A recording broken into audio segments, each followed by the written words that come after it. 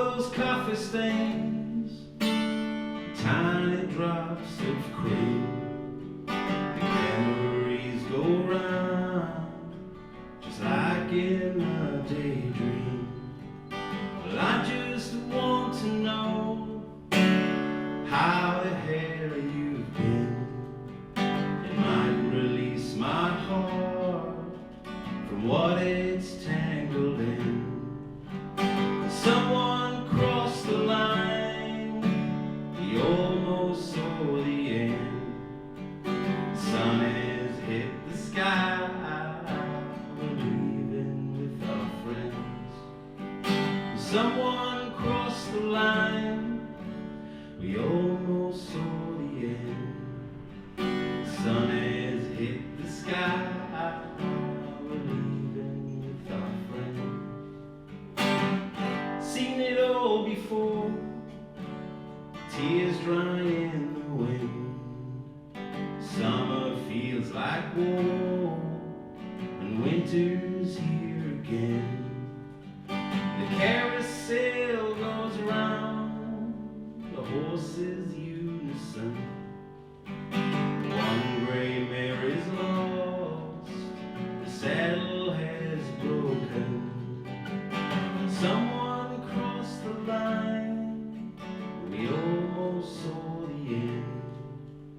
Sun has hit the sky, we're leaving with our friends. Someone crossed the line, we almost saw the end. Sun has hit the sky, we're leaving with our friends. I would give up time to see your face again. Ship's at full sail, left with my best friend. Someone crossed the line, we almost saw the end. Sun has hit the sky, we're leaving with our friends. Someone crossed the line, we almost saw the end. Sun has hit the sky, we're leaving with our friends.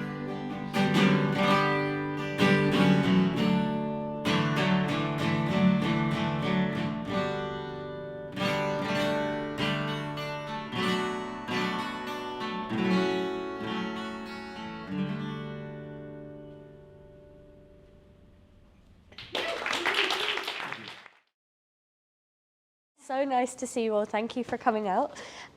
So today, I guess the theme is perspectives. And when Karen said that to me, I was super excited to kind of think about different ways that perspectives have kind of impacted on my work as a festival maker, because perspective is kind of everything in festival making. It's how we choose the artists. It's how we think about how an individual artist sits within a broader festival, but it's also how we kind of think about how we work with artists, champion artists, and advocate for them across the industry.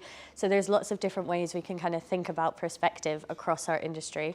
I'm just going to check though, you can all hear me without the mic, right? Great, okay. So I guess I'll give you a bit of context as to who I am before I jump into festivals. And I will get rid of my own face staring at me from behind. So I have worked with Fringe. It was actually just my 5th year anniversary at Fringe as Artistic Projects Manager. So in that role, I program our festival and I run our artist support strand, which is called Fringe Lab. If any of you guys are artists or are working in a creative space, there is a free studio you can book anytime. So please do come and chat to me about that afterwards. And across that work, we work with up to around 80 shows every year that are programmed over 2 weeks in about 30 to 40 venues. So it's a large scale of work and it happens in a very quick timetable. And it's such a pleasure to get to work with those artists through an open call and to help them to develop their work and their own perspective and to kind of make, we always call it the ideal version of the work. So to support them in their vision kind of coming to life the way they'd like it to.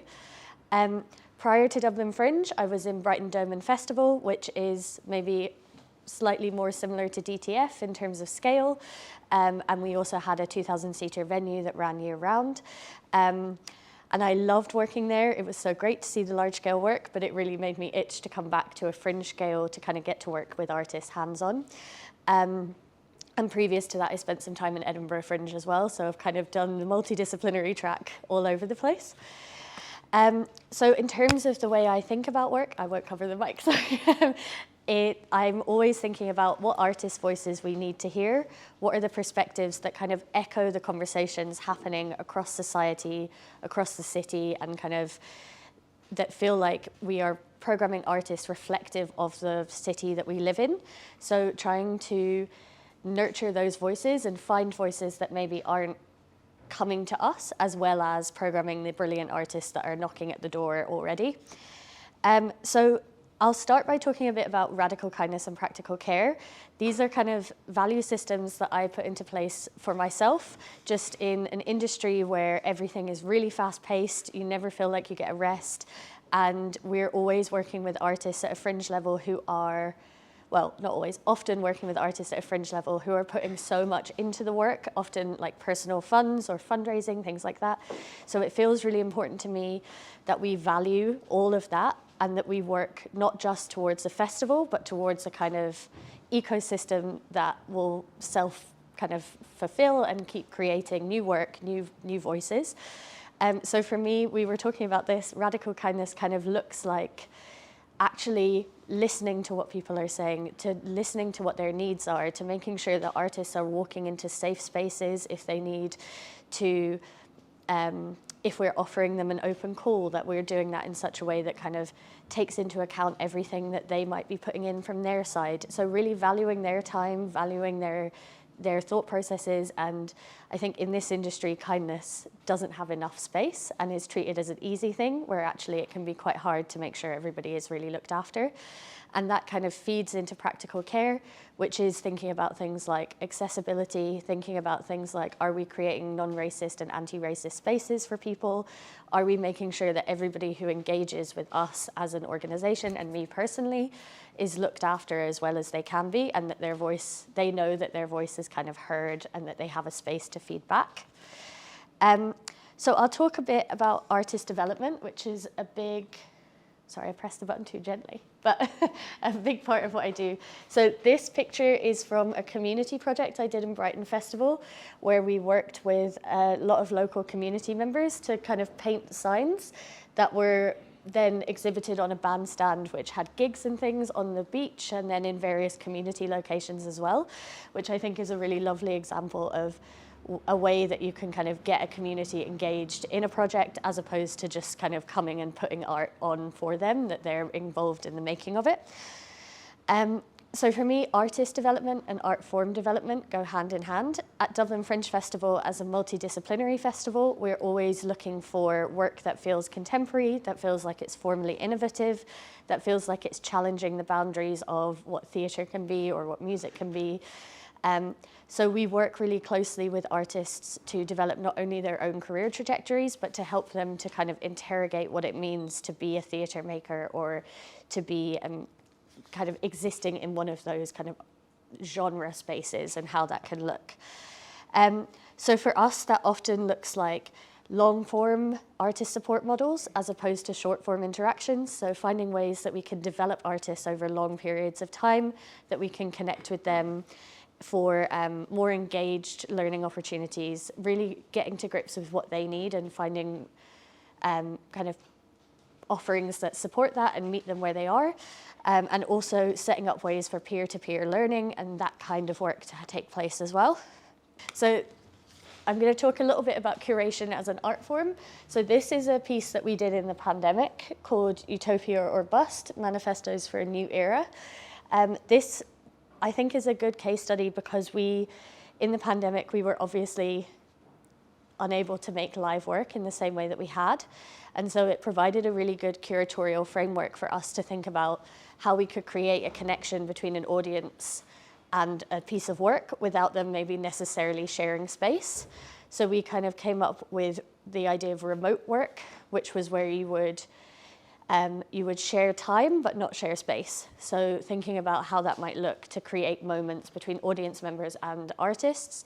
And one of the things we did was hand over space in our brochure for a piece where we worked with artists in specific communities to commission artists from within their networks to kind of speak to issues that felt topical and felt like we needed to hear in the pandemic, but that we couldn't necessarily hear within the context of us all being trapped at home. So this is an image that Glitterhole made as part of that brochure spread of some of the wonderful artists that they work with. And they did this alongside a manifesto speaking to queer identity at that time and what it felt like to be a queer person in 2020 in Dublin. And I think it's just a really nice example of kind of working closely with artists to create something that feels kind of formally innovative and a little unusual maybe. So for us with curation, we're always thinking about what needs to be seen, but also what needs to be made. So with Fringe, we're an organisation that champions artistic risk, that is here for artist development as much as for the final show product. So, sorry, product is a horrible word, but that we're always kind of thinking about, does the artist need to make this piece of work right now, and where will this take the artist, as much as we're kind of thinking about what does this specific piece of work look like? And balancing those two things is a really important part for us in terms of curation. We're also always thinking about the bigger picture. So we offer a kind of theme every year. There have been lots in my time. So we had actually Utopia or Bust was the theme that year. We've had Rest, Rage and Revelry. So they're kind of a little bit of an offering from the curatorial team to be like, these are the issues on our mind. How does that chime with what's on yours? And so we're always looking with the open call where this year we got about nearly 300 applications that we pare down to about 70. So we're always kind of looking for work that not only is an exceptional piece of work that's ready to be made, but also that sits within the curatorial framework of the other pieces of work and that kind of echoes back to the curatorial call out that we put out at the beginning of the year. We're always thinking a lot about urgency. So that's a question that we ask a lot is, why does it need to be made in 2024? I think with Fringe, outside of the context of other festivals, that's especially relevant for us, given that we are such a contemporary festival. And then I think a big part of curation for us is just trying to make sure that we're providing an exciting experience for our audiences. Obviously, we talk a lot about the artists, but it does come back to that incredible audience base that Fringe has, and how are we making sure that they have, you know, the standard good theatre shows, the exciting shows that are like up a tree or in a park or any of those kind of things. So getting that balance feels really important. So then we will move on to championing new perspectives. So a big part of the work that I've done across my career is trying to make sure that we're hearing new voices, that people who maybe don't necessarily have access to artistic spaces are able to feel valued and to be invited into those spaces. It's a very mutually beneficial kind of way of working, because there's so many incredible stories that the way that a lot of arts organizations work means that we don't get to tell those stories. So that's kind of something that makes our program so much better if we get to hear different kind of voices. So there are a number of kind of ways that we've done this. I think for me, the ethical framework that it comes back to is just, if you're reaching out to connect with different communities, different voices, different folks, that you're always talking to people from those spaces before you make a scheme, before you make some kind of framework for them to engage, that anything that you build is with those people's voices, is with their kind of feedback in mind, so that everything is tailored to what they might need. And so I think it's always also really important that we make a space for open conversation. So that's a big part of the work that we've done, is building an environment in which artists and collaborators feel like they can come to us with any issues. This image is from WEFT, which was a piece of work we did through a large-scale Arts Council piece of funding, and it supported, well, in its initial form, it's wrapped up now, but it still continues through our regular funding. but it was to support talent development for Black artists and artists from the global majority. And when we did that, we realized that we were kind of listening to a lot of artists coming to us and being like, how can I have space in Fringe? So we worked with those artists to put together a funding application and a large body of work that they co-led with us that had 3 different strands. So created 4 commissions, had a 6-month kind of studio group that was led by Black mentors for artists from the global majority and Black artists, and then also had a community outreach part that kind of provided workshops and things like that for the wider community. And all of that was made through feedback from those voices that we were just able to kind of put a framework around. So that's kind of an example of the kind of work that we've done in that space. And then finally, we'll just quickly talk about holding space. So this is K Tempest as part of my work in Brighton Festival. They came and did a performance of their new album at the time in a community centre, and it was so gorgeous. It was like their full new album played for the first time for about 100 people, and such a special interaction, and very generous of Kay to come and do that. So this is just to feed on from the last piece, I guess. If you're thinking about connecting with people who maybe haven't had as much space within the industry, something that feels really important is to think about the ways that we work and how we can adapt those models of working. So I think about that as holding space, and it looks like a lot of different things, but some of the things that I found really useful coming out of it are not everybody uses email, thinking about different ways that you can kind of facilitate conversation. Is it through WhatsApp groups? Is it through Instagram? Are there different channels that you might need to be using to connect with people who aren't on Outlook all day? And then are there different kind of flexible models of working hours? That's been really successful for us, of like not using 10 to 6, but using different times. And then things like making sure that you have space to facilitate riders or requests from people. So we've been working on building space for access riders from people who might have specific needs that they need to communicate with the team, that they can do that before they come and meet us, that we have their accessibility rider and we're aware of the things that they might need to make that meeting run smoothly. And then another thing that we're looking at the moment is riders for parents, specifically for mothers in the industry, of like, what does it look like to be able to facilitate working with new parents in a way that allows them to work and also have their parenting life and feels fulfilling. So those are some of the different models that we've kind of used to be a bit more flexible to different ways of working. And then I'll just finish by like talking about some festival highlights. So that is a picture from another pandemic show actually, but Malaprops Before You Say Anything. So they did an absolutely stunning show in the pandemic, and they've worked with us for a long time. So I was an intern at Fringe back in 2016 before I went and did other things and came back to Fringe.